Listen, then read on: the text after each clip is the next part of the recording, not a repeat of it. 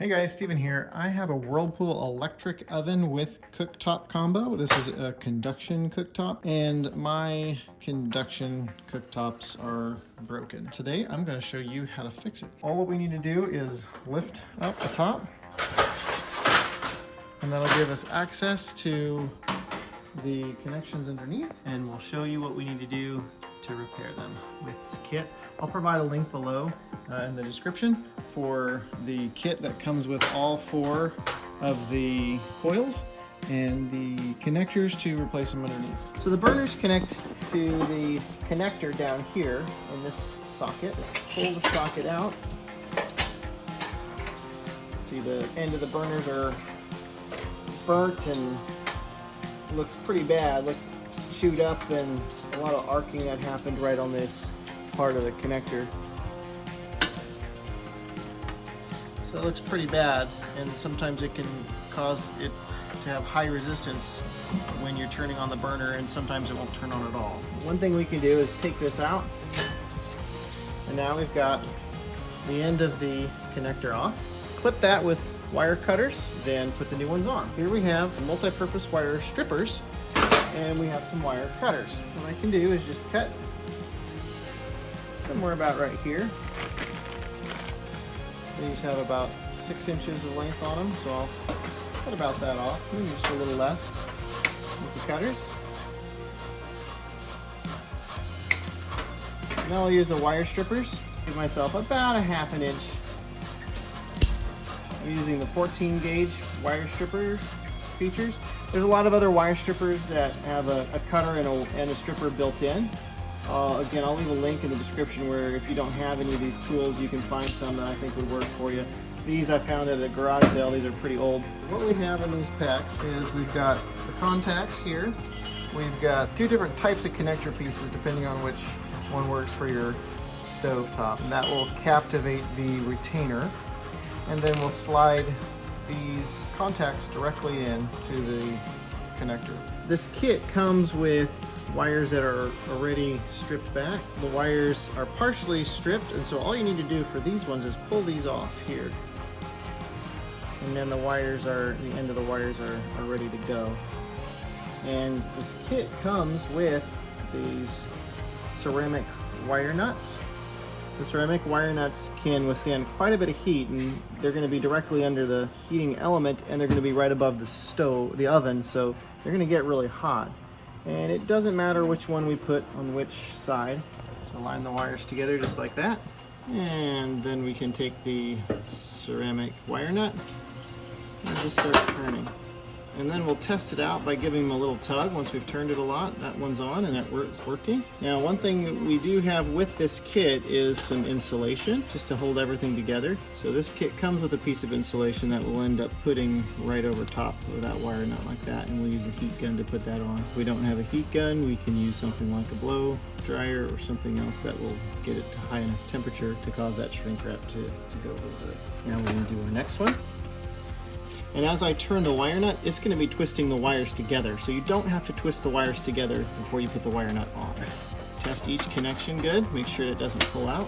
Now we're ready to insert these connectors into the housing. The inside of this connector housing, you'll notice that there is a little tab. That tab is going to catch on a feature of this connector right here. So we're going to just slide it right in like that until it clicks. And once it clicks, it locks in place. We'll take the other side and just do the same thing. Click. You might be able to reuse this same clip here. We have a replacement bracket here, and that would make it look a little cleaner. So why don't we go ahead and remove this old bracket and install a new, fresh, clean bracket. For that, we'll need a screwdriver. So now I'm just going to remove this one screw right here. And now, put the new one. Now we got that installed. We can take our socket, and all we're going to do is slide it right into this receiver here. That tab is going to go right under the bracket until it snaps. Snap. The just like that. So it's supposed to wiggle and move around a little bit because it's going to receive the burner leads. Let's test out just the one we did. By doing that, we're going to lower this back down. And the kit that I got comes with a burner also. Put in the pan. This pan is dirty. I'll put a link in the description for a new pan. We can get new pans for those. And then all we'll do is we'll slide the leads of this right into the socket.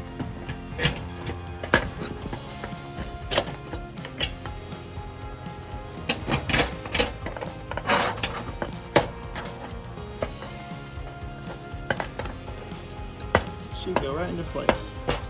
Here we're getting a problem where this tab on the burner is contacting this little piece on the new receiver based on the distance of my stovetop to this connector.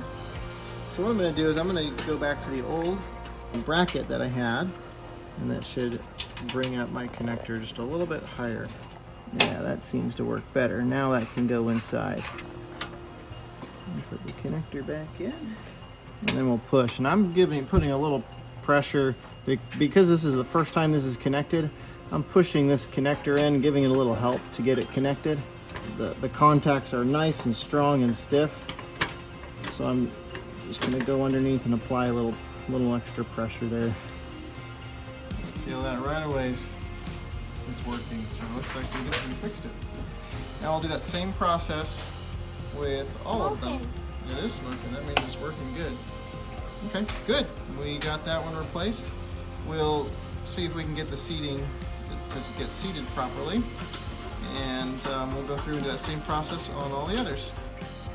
If you've never seen a thermal image of a cook surface, this is it. So what I have is my Seek thermal camera, which I'll have a link in the description below for that.